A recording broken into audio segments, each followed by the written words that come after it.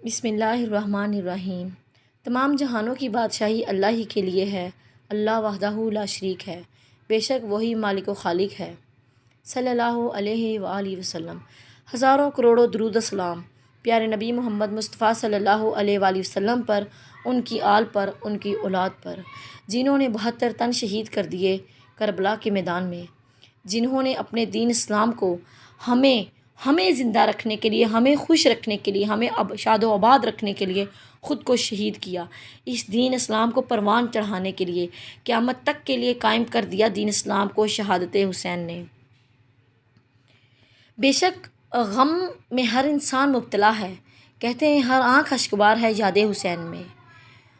ہر انسان بہت دکھ اور تکلیف ہوتا ہے واقعہ کربلا کو دیکھ کر، سن کر۔ ایک ہاتھ پر تھوڑا سا کٹ بھی لگ جائے تو وہ تکلیف دہ بہت ہوتا ہے، اور انہوں نے 72 تن شہید کر دیے، اپنے تمام خاندان کو شہید کر دیا ہمارے دین اسلام کو ہمیں بچانے کے لیے، ہمیں شاد و آباد رکھنے کے لیے۔ ان پر کروڑوں درود اور سلام، ان کی آل اولاد پر کروڑوں درود اور سلام۔ اللہ پاک ان کو اعلیٰ سے اعلیٰ مقام عطا فرمائے۔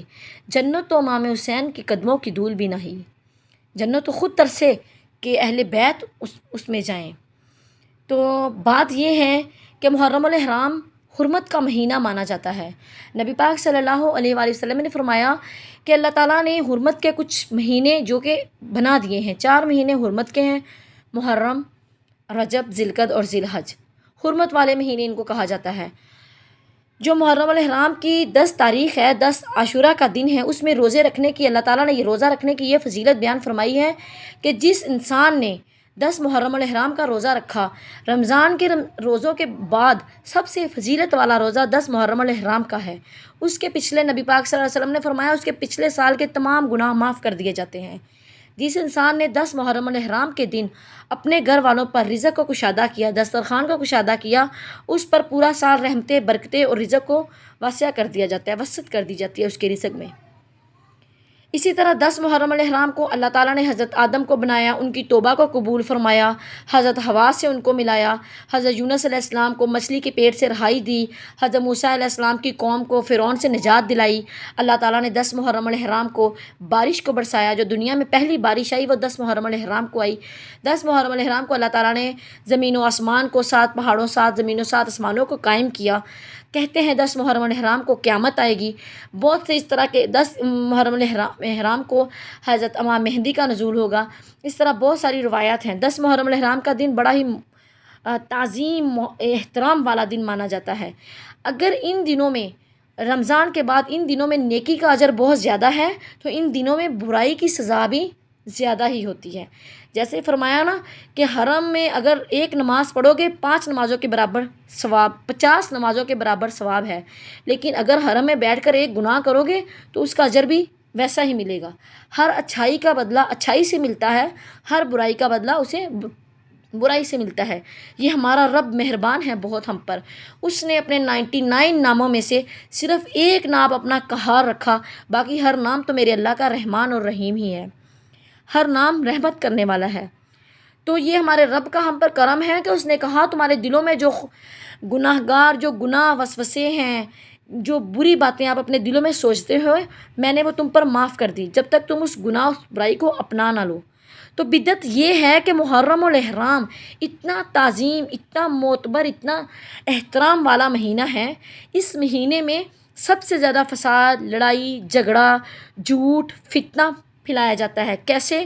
ہر فرقہ کہتا ہے کہ میں افضل ہوں، گالی گلوچ دیتے ہیں، نوحے پیٹتے ہیں، بری باتیں کرتے ہیں، یہاں تک کہ کچھ فرقے کے لوگ تو نعوذ باللہ استغفر اللہ صحابہ کرام کی شان میں بھی گستاخی کر دیتے ہیں۔ اللہ پاک ہمیں ایسے فتنوں سے بچائے۔ ہمارے اسلام میں یہ چیزیں جائز نہیں ہیں۔ ہمارے اسلام میں کہیں نہیں لکھا کہ 14 اگست آئے تو چلو جی جشن آزادی کے سانگ لگاؤ، رمضان آئے تو نعتیں لگا لو، محرم الحرام آئے تو نوحے لگا لو۔ یہ چیزیں ہمارے اسلام میں جائز نہیں ہیں، یہ سب بدعت ہے، یہ سب شریعت کے خلاف باتیں ہیں۔ اللہ پاک ہمیں اس سے بچنے کی توفیق عطا فرمائے اور نیک عمل اور نیک ہدایت پر چلنے کی توفیق عطا فرمائے، آمین۔ اور ایک خاص بات کہ اہل بیت سے محبت کرنے کے لیے تو ہماری زندگیاں بھی کم ہیں۔